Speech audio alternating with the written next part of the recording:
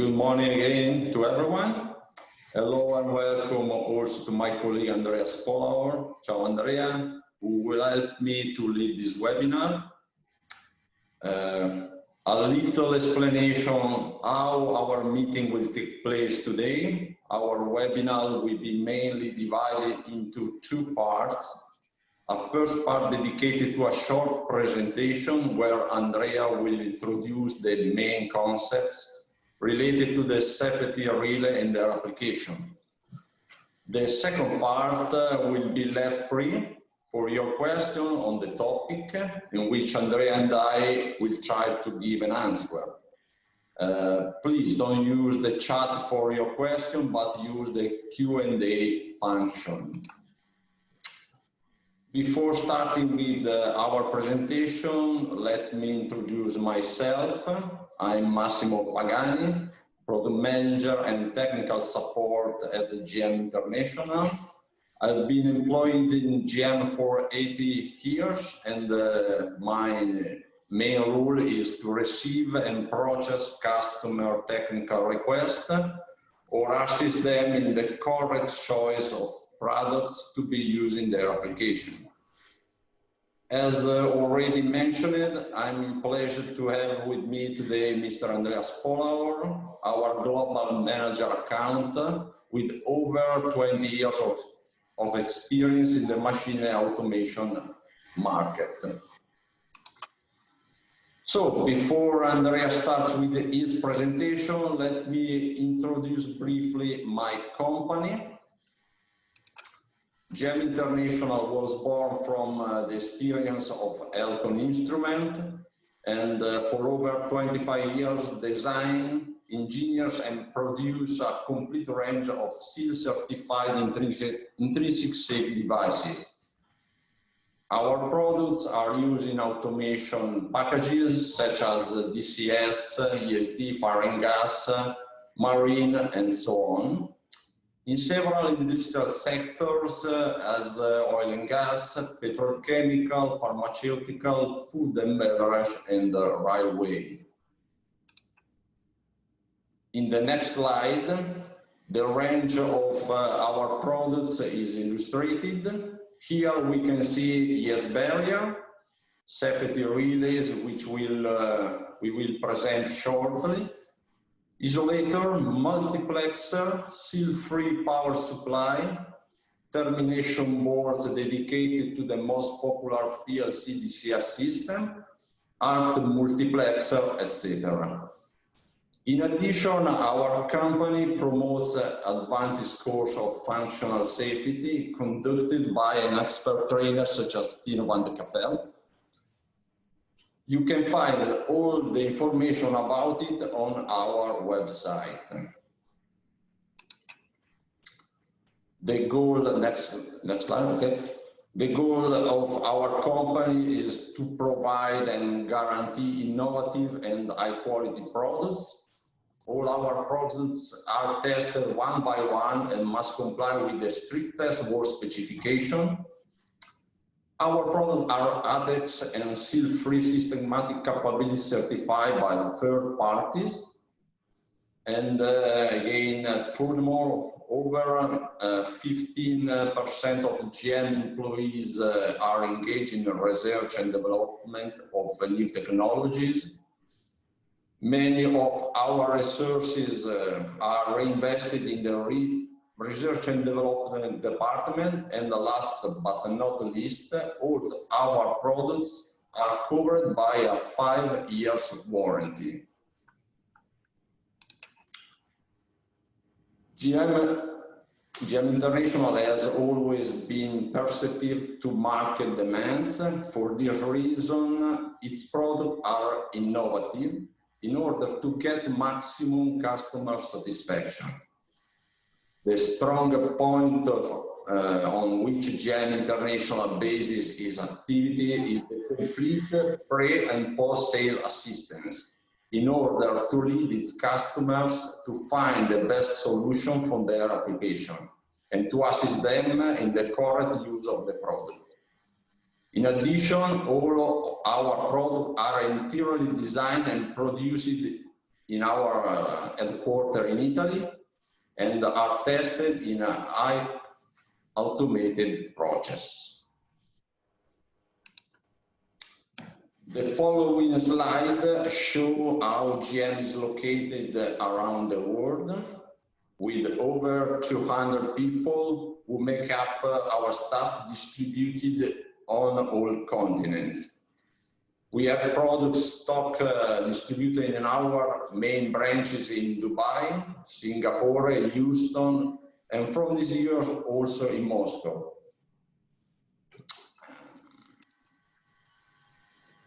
The last slide lists some of our main collaborators and customers, distributes among system vendors, EPC, O&M, and end users. Well, now I'm leaving Andrea time for his presentation on topics of today. Please, Andrea.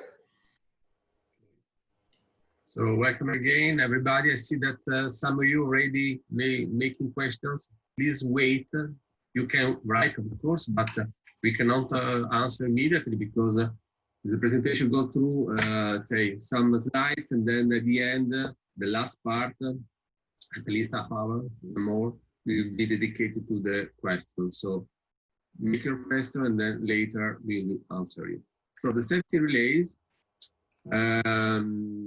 So we are talking about safety relays. It means a seal, dedicated, so safety integrity level, and it's a possibility. So we are talking about also PFD, probability failure on demand, which is indicate the possibility that a device is not able to perform the function, and this is basically is not able to answer on the, say, on demand. You want to do something, and your hardware, if it's still certified, will perform that function with a very high probability. This is the chain where you have, of course, from the sensor up to the actuator, or the other way around, so the sensor and the actuator. So go through hardware that is also include also the logic solvent, but also the interfaces, the actuator that must be, let's say, certified for scale, basically. And so let's go to the next slide. Safety relay for non-critical application, for any critical application. And it's hardware that must be conformed and adhere to the PLC 601508. It is the standard for manufacturers, basically.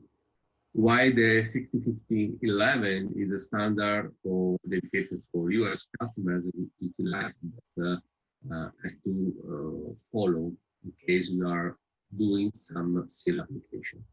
Typical cases of application is where the controller cannot, say, meet the power requirements, so you need more power for your output, both in voltage or current. So, and you can use seal relays also where you need multiplication of contacts, maybe. So just one contact is not enough for you, so you need more contacts. Or maybe you want to invert the function, so you wanted to, from open, you want to close, or from close, you want to open. So there's still devices in relays, and relays are not only used in oil and gas applications, but also in other industries like railways, lift, power distribution, and so on.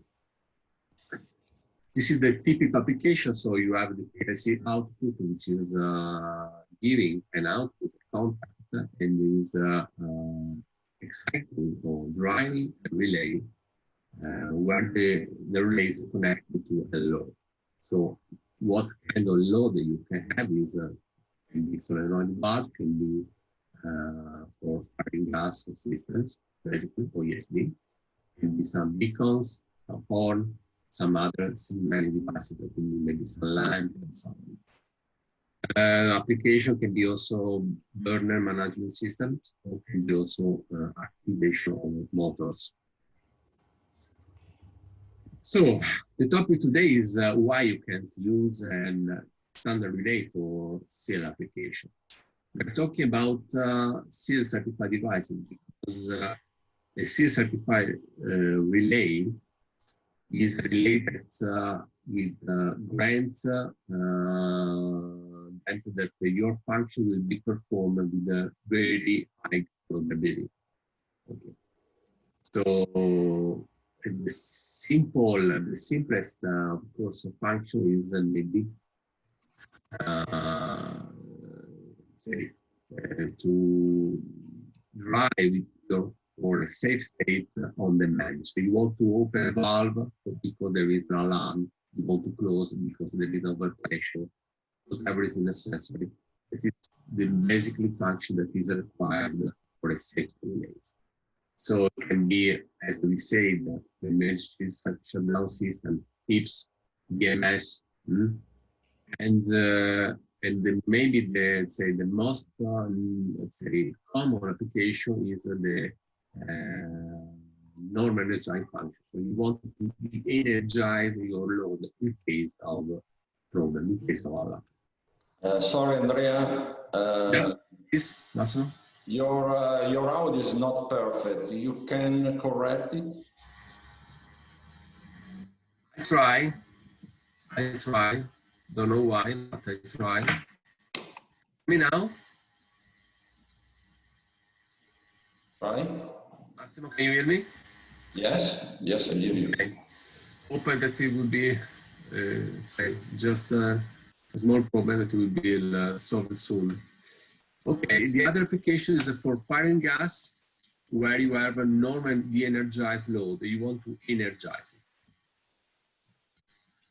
So we already talked. So energized to safety or de-energized to safety are the most common functions.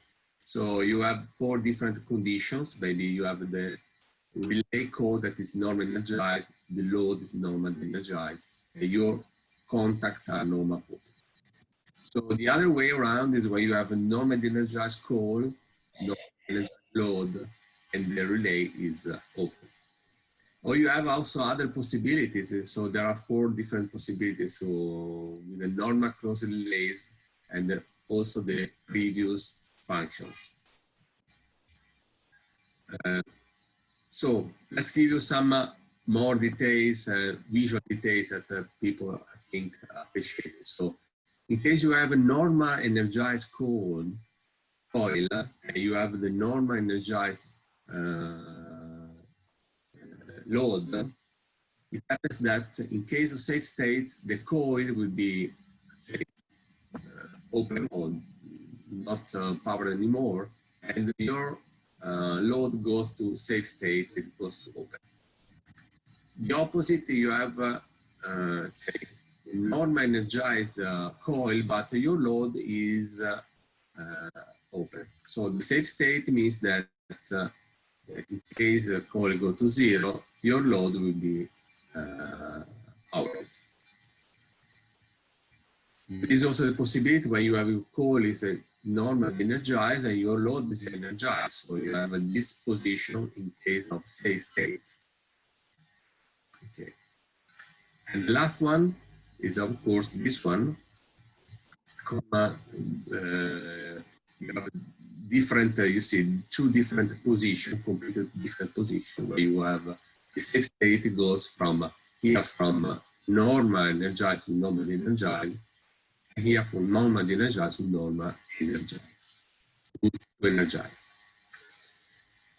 Let's give you some tips about functional safety applications. So for normal energized load, this is the condition, and you can reach a SIL 2 even you are using just 1 relay. So this is a SIL 2 certified application for normal energized load. If you want to reach a SIL 3, you have to use, in this case, 2 relays in series, connected series. Okay. So, okay, this is the point. Let's go to normal de-energized load. You see that with the 1 relay, you just reached SIL 1 certification. why you want to reach the CL2, you need at least 2 relays, in this case, not in series, but in parallel, okay? And the CL3 you obtain with the 3 relays in parallel. But we have talked about the safety, but not the availability. So the availability is completely different. It means that your load goes to, let's say, incur in spurious or nuance trip. It means that some fault occur on your application. So in this case, you have here, of course, a CL3 application, which is safe, but is not available. That's not, the availability is not very high, because in case of fault of one relay, you lose completely the loads. And also, for normally de-energized, this is a CL3 configuration, but the availability also in this case is very low, because in case of fault of one relay, you lose the functions. I want to give you just other details about the normal energized load and the difference in the different architecture. So, 1 out of 1, 1 out of 2, 2 out of 2, 2 out of 3.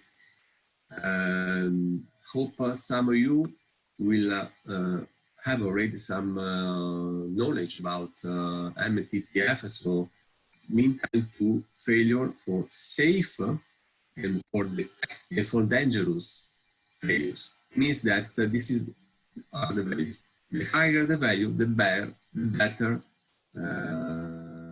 performance you get it. So in this case, for architecture 1 out of 1,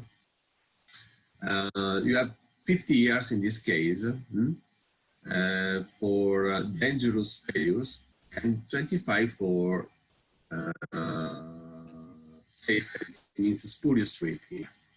In architecture 1 out of 2, you increase a lot, the availability, you reduce the possibility to have dangerous failure for very high time. And you reduce a lot also, from 25 to 12.5, the mean time to failure for safe failure. Means here availability. Here is safety, values for safety, and this is the value for availability. If you are talking about architecture 2 out of 2, which is this one, you see that you reduce drastically the safety here, but you increase the availability. But it's not a good, of course, 2 out of 2 is not a good architecture for normal energized load. Why? If we look at the architecture voting 2 out of 3, in this case, you increase a lot the safety, and you increase also the availability, which is pretty good. But in this case, I would say that for normal energized, the best solution is available in architecture 1 out of 2. So this is another technology we have developed, and is another kind of architecture. You see that there are 2 relays in parallel in series with a load, and with the other 2 relays in parallel. So this kind of architecture for normal energized application is very safe, okay? Because also if I have H51, if one relay goes to fault, then the function, the open, the function is assured by those relays that are open. While for normally de-energized, I have the same safety, because here the circuit is closed completely here. So this architecture improves a lot the safety, but also grants a very good availability, because if one relay goes to fault, the function is still available. So my load is still energized. And also for normal de-energized, one relay that goes to fault is not sufficient to energize the load, so to lose the safety functions. So this kind of architecture improve a lot both the availability and the safety. So I guess some of you already use a lot of relays with, or maybe start using relay with the diagnostic. Why you can use that? Basically because all the system, digital out from PLC do not support diagnostic. That is one reason. Or why? Because system digital out do not have some limits for voltage and current, and also because you want to have some limits, so they cannot give you earth leakage information or maybe some other information about loads. And these new relays with diagnostic, of course, give you complete diagnostic values for the loads. That is very important to know what is happening, because we are talking about a low demand application. It means low demand, it means that you need to perform the function for say maybe less than 1 year, once per year. It means that you never know what is happening on the loads. So this kind of diagnostic give you real-time feedback on that. So you have both real-time alert for any kind of fault. It means for both normal energized or normal de-energized application. So I wanna, if you like, I will relaunch a poll, some questions, just to give you us some details about your application. If you can answer, this is a multiple question, so you can answer to some of them. If you can give you 1 minute maximum, if you can answer us your experience on safety relays, would be very appreciated. Thank you.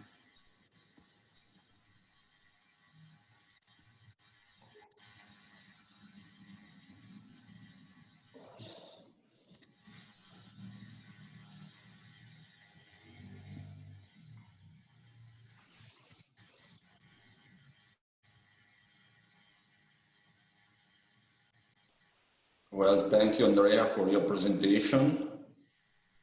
In a few minutes, we can open the session dedicated to the attendee questions. But first, we would like to ask a question through a poll to understand your background.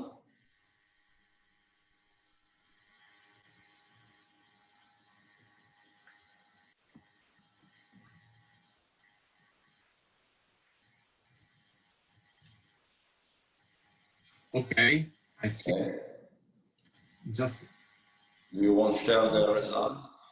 Yeah, just there are some people still answering, so I want to stop in a few seconds.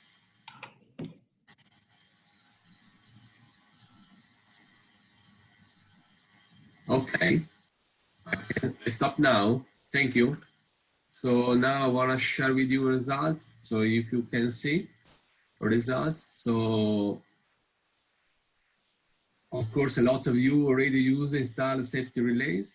Just a few, a small part don't use it. Okay. The most of them prefer to use diagnostic than monitoring relay than non-monitoring relay. That is good information. And I would say that there is the same values, more or less same values for SIL2 and SIL3 applications. So you are using safety relays both for SIL2 and SIL3. Most of you use for normal energized load than normal de-energized. Sometimes, but it's a good say, sometimes you need a relay for both for normal energized and normal the energized load.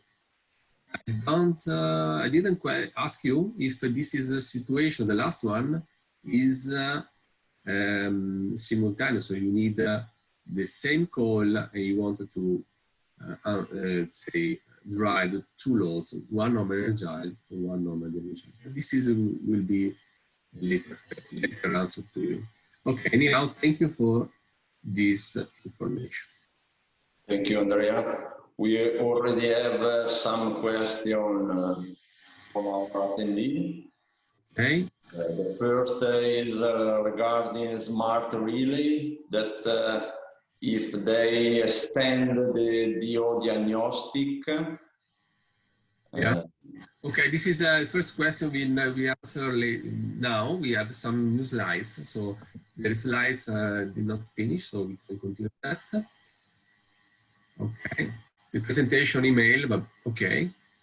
We will, of course, we will send you later on. Massimo, the last one. Yes. Okay, the smart relay can extend the diagnostic from DO of PLC DCS system to the field. Okay, I think that those are, let's say, generic questions we can answer with a new new slide, Q&A. I want to share with you this new. Okay, perfect. So this is the QA part. During your registration, you made question, and we prepared this kind of presentation. So we want to answer with some video information rather than just talking. So the question is, yes, can you install safety relays into hazardous site? The answer is yes and no, depending on the certification safety relay you are using. So there are safety relays that can be used only in a safe area, while there are others that can be used also in zone 2, depending on the certification you find on the product you are using, of course, and that could be limited on only the zone 2 because we are talking about ENS, so certification for safety relays quite harder to get it. Another question you... But Andrea, do you have the slide for the diagnostic coverage of the smart relay? Yeah, not completely, but I can find later on. Let's go to because there is a part here, but not, I wanna, maybe you can check, Massimo, your presentation and prepare that slides that give you all details about the parameters that are monitored by smart relays. Okay. So in the meantime, we continue with this answer. So in order to do not lose time for the participants, because it's a very important time, of course. Yes, Andrea, we have another question. Yeah. Our attendee asks if we can achieve the seal level required for the loop using redundant safety relays. Yeah, that's possible. The answer is if you're using two relays sealed 2, of course, in a redundant system, you can achieve the sealed 3 level, of course. In this case, it's important to at least use it because the hardware in the redundant system can increase the seal level at a higher level. And while it's not possible for software application, but for hardware, that is possible. So the question was also the past testing compatibility. What is it? Is it? So I think most of you already got experience on that. So past compatibility, it means that your PLC or DCS is testing, is sending regular, let's say, short short pulse, very short length to the load in order to verify continuously if the load is also okay or not. When you are using safety relays, that could be, say, noises, because this pulse testing, which is available for both for non-energized or non-energized applications, it can, sorry, I push. It can, say, create some chattering of your load. So your load, if you have a lamp, you see some flickering, and maybe by the time this will damage your load. And so there are relays, and of course also our relays that have pulse testing, are pulse testing compatible. It means that they are filtering that test continuously. So the relays it will be saved, but most importantly, the load will be not affected by that testing. In some PLCs and DCS, this can be excluded. So the manufacturer can say, or the programmer, of course, the software guy, of course, which is in charge of the project, can disable the testing. But sometimes that is not possible. Anyhow, if you are choosing a relay that is compatible with pulse testing, you can avoid that problem. Okay, we have another question. If we can explain line monitoring and load monitoring function in safety relays. Well, explain the monitoring function. Sorry? You mean explain the monitoring function? Line monitoring and load monitoring function in our safety relay. Okay, yeah. This is, let's say, maybe I have some slides later, but I would like to explain a few words. When you, most of the days when you connect a relay, that is, you are just driving the relay, you're not, you don't know what is happening on the load side. So the load can, let's say, have some problem because sometimes the load is far away from the cabinet, maybe 100 meters, 200 meters, and that can cause any kind of problem. So you can have some short, some open circuit, power supply problem, dirt leakage, whatever. And what is happening? If you use the standard safety relays, of course, because let's say focus the topic to the safety relays. If you use standard, without diagnostic, you never know what is happening there on the load side. While the safety relay with diagnostic can give you feedback, real-time feedback on your on the situation for the load, both for non-energized and non-de-energized. So when it's activated or non-activated. Yes, in a smart relay there are a particular electronic circuit that allow us to make a load diagnostic. The electronic circuit send a small current in the device of the field and read this current to return. In this way, it's able to make a load and line diagnostic. Okay, I think we answered. If not, please type again your question.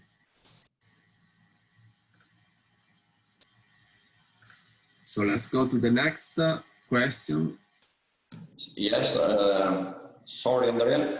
We have another question. Why one or two more favorite are respect to the 2002 application? I think this attendee asked about the slides we show. It in this case is for normal energized application. So that is if you have a normal energized load, it means that your load is activated. You want to de-energize. So the safe state is de-energizing.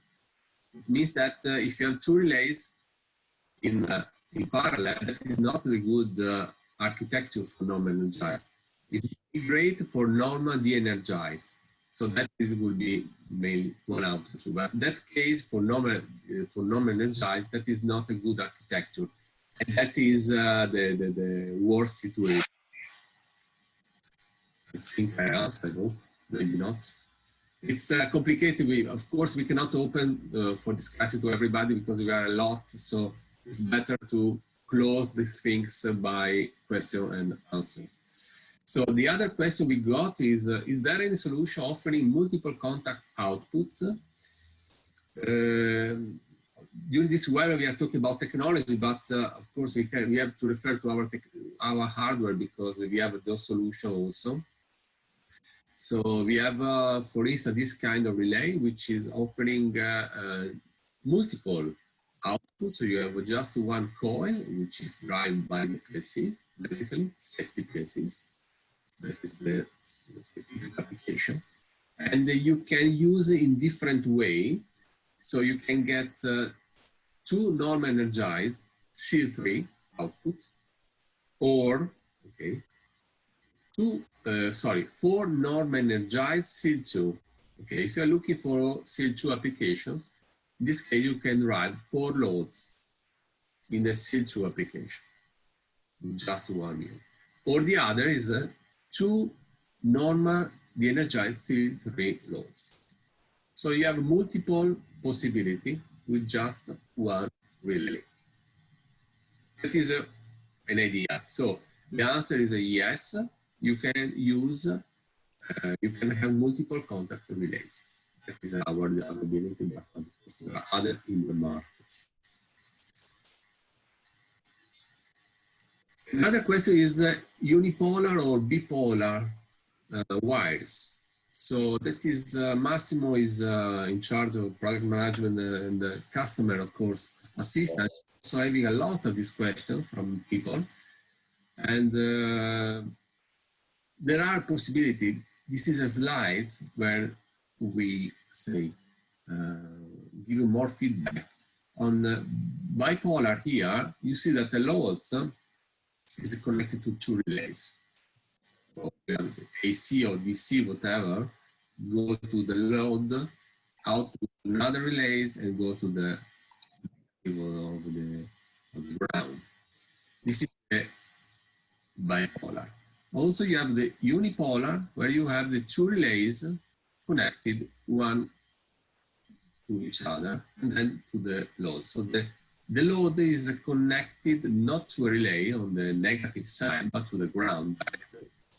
There are different, I would say, advantages. So the bipolar, of course, is interesting because when you disconnect the load,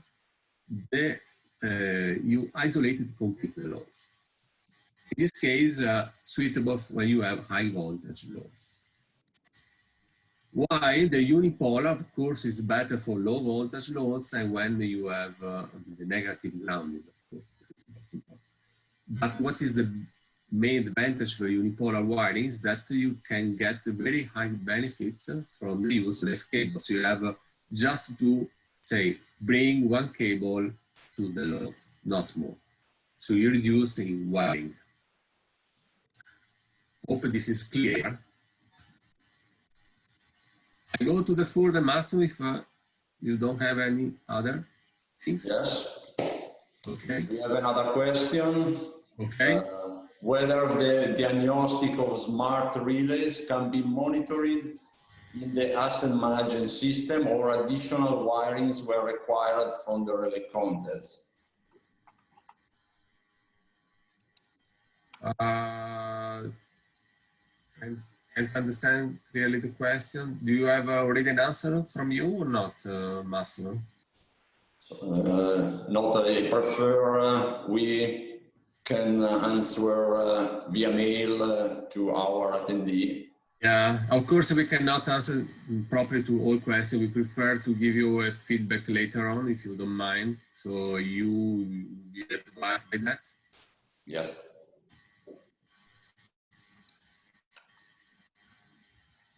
Okay. Other question was, you a lot asked, how can I choose a relay? So there are a lot of information, a lot, but some basic information you need to have before start your decision, your choosing. So you need the pass test compatibility. So your PLC is testing with the pass test and the loads, yes or no, because there are relays compatible, relays not compatible. The relays not compatible, of course, are flickering continuously, and you are, we are talking about relays, so there is a certain lifetime, and this can damage it. What kind of coil voltage you have? Okay, you can have 24 volt, 110, 230, 48. There are a lot of possibilities. What kind of load? Is normal energized or is normal de-energized? You wanted to have the line and load diagnostic? Yes or no? So you have to use the proper, you can have the same functionality, but one with diagnostic, one without. Single multiple contact, current rating, those are the questions you need to know for choosing a safety relays. So, other question we got was, can the fault for the monitoring relay be mirrored directly to a PLC DO? Okay. Here we have something that maybe you like because it's a visual, it's better than 1,000 words. So you have your system, DO, that is, you see the movement is pass testing, okay, sent to the coil. Here you have a load that is a normal de-energized, okay, it's normal de-energized. So my state is that. In this case, I want energize it, so basically, maybe I'm not in the situation where I want to energize, but I got a fault. That is the point. So a fault means a wiring break. So that fault is mirrored to back to the PLC DO. This relay, the other, we have offering two possibilities. You can have an additional auxiliary contact that you can connect to your system, digital input. But people sometimes say that I need extra survey that the functionality in my system. This relay, for instance, offers the possibility that the fault is read by the digital output. The digital output see a different impedance on the output, and that is recognized as a fault. So in this case, the fault mirroring is a functionality is directly on the PLC digital output. Okay, Andrea, I have another question. Yeah. If smart relay have features of open loop alarm, and we can say that smart relay have the possibility to check line and load health, both in normally energized relay or normally de-energized relay. This is the possibility. Okay. Another question, can the fault for, of course, for monitoring relays be interfaced with the field bus? So in some applications, of course, There are PLCs and PLCs. Not all the PLCs can read mirroring on the DO. So people like to have instead to read a fault by digital input, they want to read it by field bus, and this is a possibility we are offering. So normal condition, in this case, the normal energizer, you have a valve there, which is working, okay. You have the system digital output, you have the system and digital input for fault, you have the Modbus. This relay, in case of fault, you have internal coil fault, and the fault trigger a digital input that will act on the Modbus, and the Modbus can say, get the fault information from the relay. This is the additional function for this relay that it is interesting because Modbus, if you have an experience with Modbus, you can have just a PLC Modbus and a different address that correspond to different relays in the systems.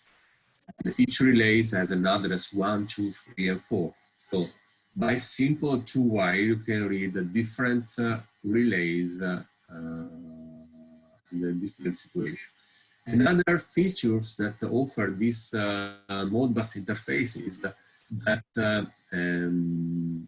you can discriminate, you can understand what kind of fault the relay is on the load has.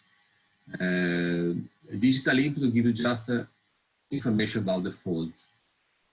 There is a fault, but you don't know if there is a short circuit, open circuit, or other things. Modbus is able to read all registers, and you know exactly what is happening on the load.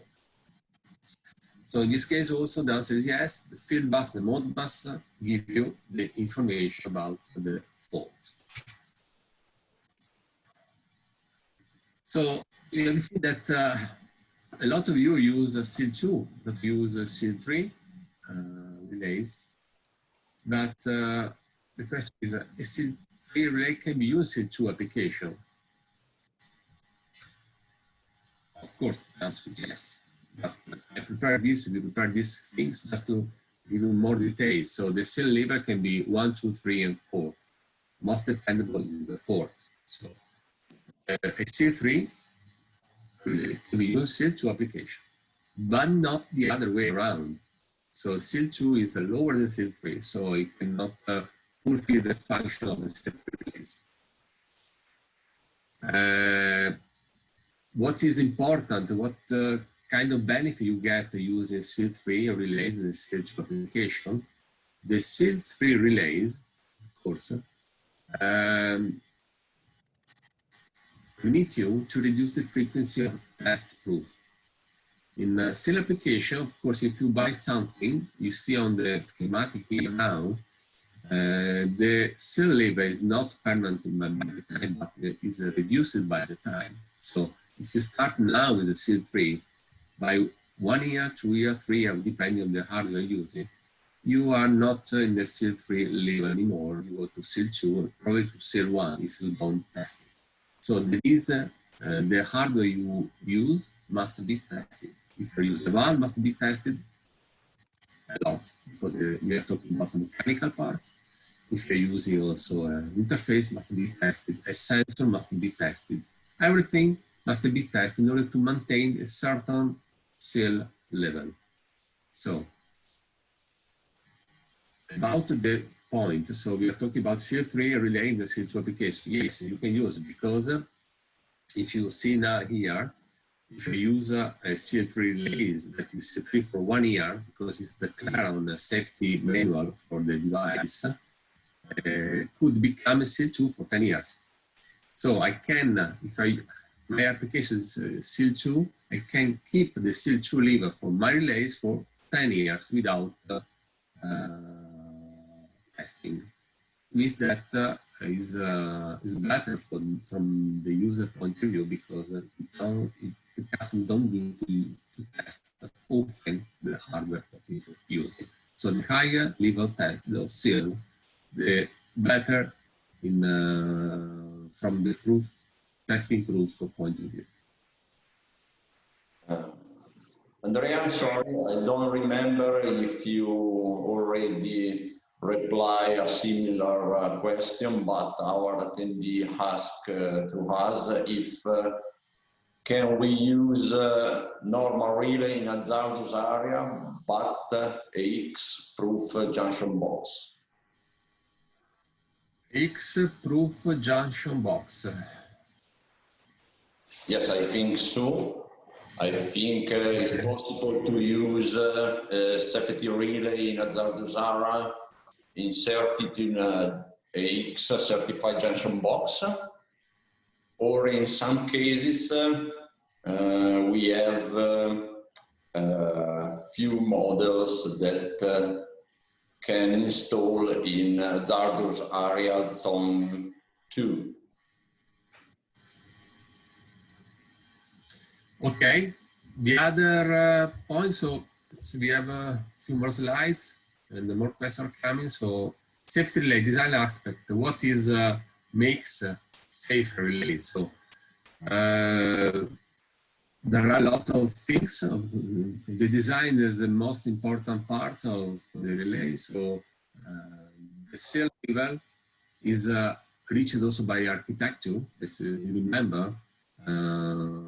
This is a matrix architecture, but in the same way we use also for components the architectures. Also beta factor is considered, so it's important to use components. Beta factor is a factor that influence your safety. So if you're using two, for instance, look at your application. If you are using two level measurement system from the same manufacturer, from the same batch, whatever, your safety will be affected by, let's say, the possibility that the hardware you are using will fail at the same time.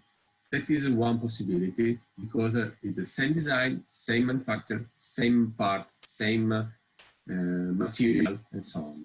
So data factor is important. So you have to use, when possible, different producer, different technologies in order to reduce or increase your safety. So there is a basic component failure rate. So this is also very important. The SFF table, I'm sure that you already seen that, is also applied to component design. Better components, better results. So also the characteristics of the components inside improve your result. So like gold plating, contact, sealed relays, and so on, single, multiple internal contacts. And also each component that is, if you look at a standard relay and the safety relay, each component inside is included to have made a analysis. So there is exactly the failure rate for each component that we are using, that we are mounting on the relay. So of course there are additional, say, lambda safe, it's lambda danger are the factors that give you failure safe or dangerous, are also very important. So there are a lot of say design aspects that include into the safety related design.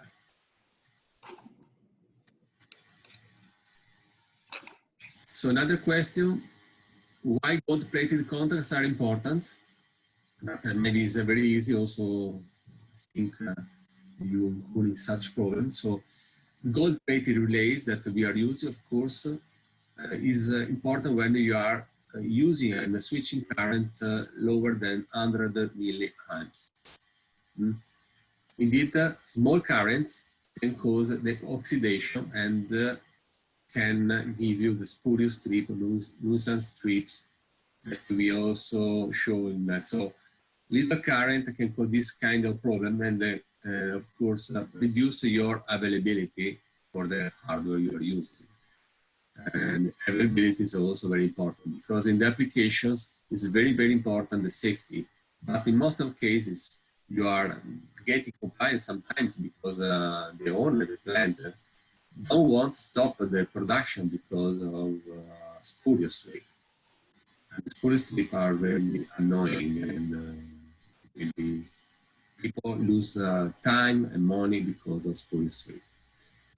Those plated relays we are using that are grant very high reliability for very small current, up to 1 milliamps.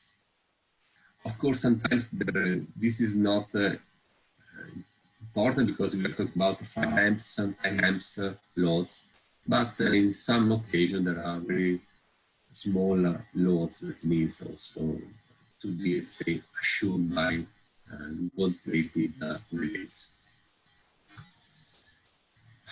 Okay, so this is give you an overview about the possibility also coil and relay classification, because there were some questions. So we already said that there are relay coils that can be 24 volt, 110 and so on. Relay contacts, so the load that you can power, 3 amps, 5 amps, or 10 amps, and also different possibilities. So normal open, one contact, or multiple contacts. Normal closed, one contact, or multiple contacts. Massimo, are there any questions? Yes, there is a lot of interest in smart relay. Okay. Our attendees asked to us if is there any limitation in getting the fault over the DO of the system, and anything we need to consider on the system side. But I think that the limitation is given from the DO card. The relay line monitoring mirroring is made through the dynamic variation of impedance, and this must be received from the DO card, and DO card must able to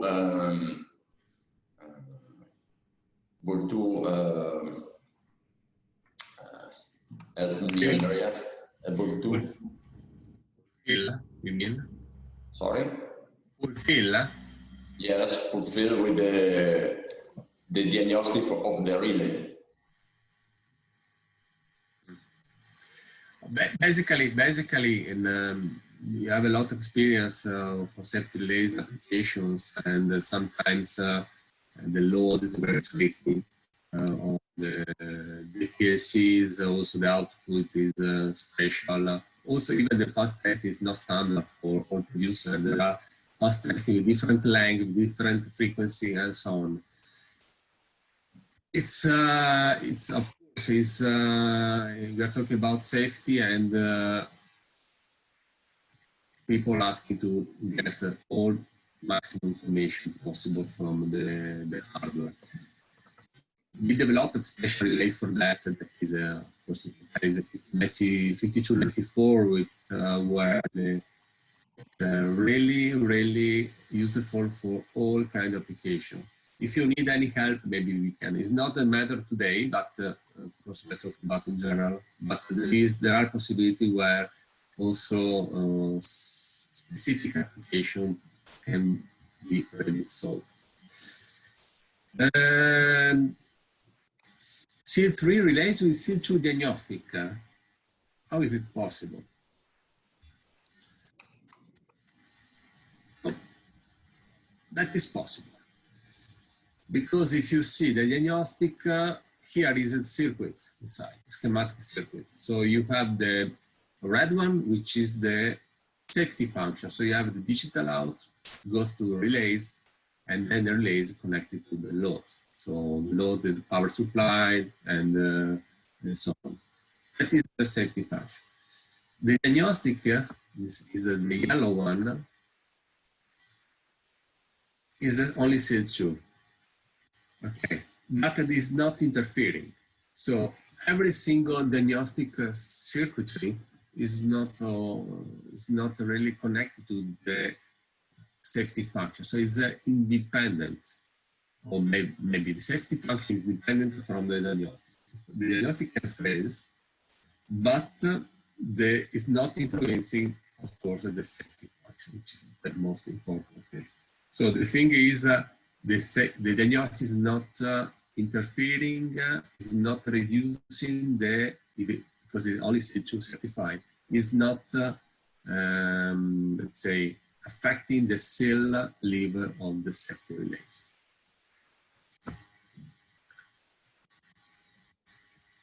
So the last one is this one, process safety machine. So there are different applications. A lot of also our customers making confusion on that and maybe asking for safety relays.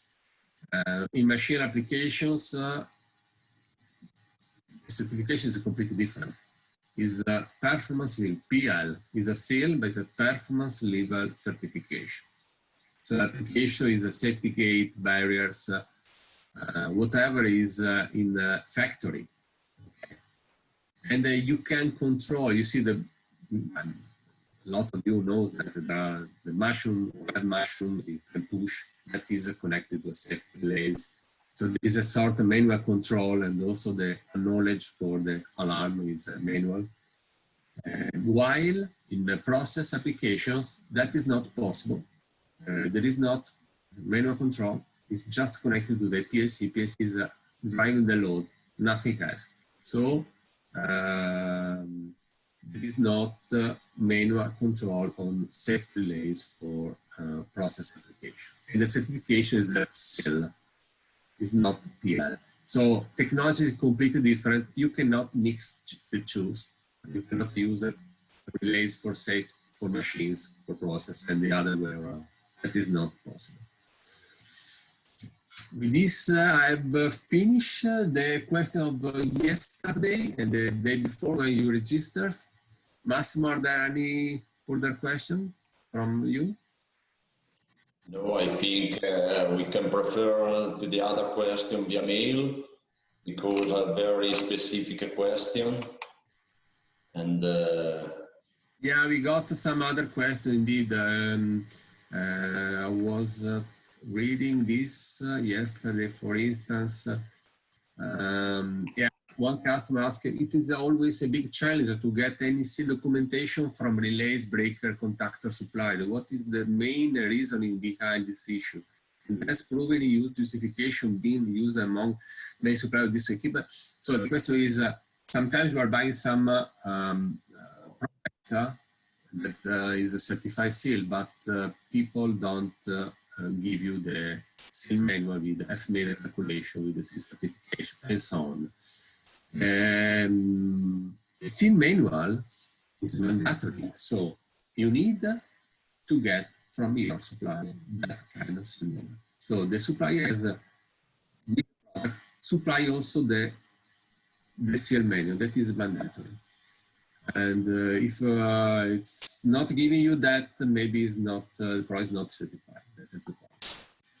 Proven in use is the certification you got not when you design, you produce, when you use the product. So some also our products are proven in use. So after 1 year sales, you can, let's say, certify the products and say, supply to your customer all the manual with safety informations.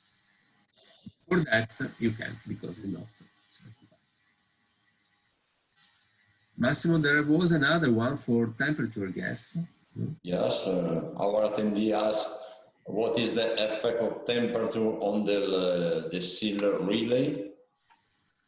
Yes, the temperature certainly reduces the contact rating of the relay, as a relay can work correctly up to about 85 degrees. The high operating temperature decreases the lifetime of the device, and also, for example, let's take a relay that works in environmental at 20 degrees with a current of 5 amperes passing through its contact. Suppose that this current of 5 ampere hits the contact by 30 degrees. The temperature delta will be around 35 degrees to reach the maximum operating temperature of 85 degrees. Now imagine that the same relay is placed in an environment with the temperature reaches 60 degrees. The delta to reach 85 degrees is significantly reduced. Indeed, it's overcome with the risk of the rail failure. This leads to us to declare the rating of the contact beyond a certain temperature to ensure that the temperature data fall within the operating range of the relay. Okay, I think we already answered to most important things. There are something that is not we're not able to now, so we'll give you a little an answer. There was a question indeed from it was asking from different from our relays commercial Omron producer, and of course this is the answer for Omron is produced for machine application, where we only produce for process application. Okay, I think that's all, Massimo. We can stop now. Yes. We get informed about the video, so you can share later on this video to your people. You will get also the presentation. More webinars are available on our website. You can see all the webinar and more will follow. Thank you very much. Thank you to Andrea. Thank you our attendees. Thank you, Massimo. Thank you. Bye-bye. Bye, bye, bye.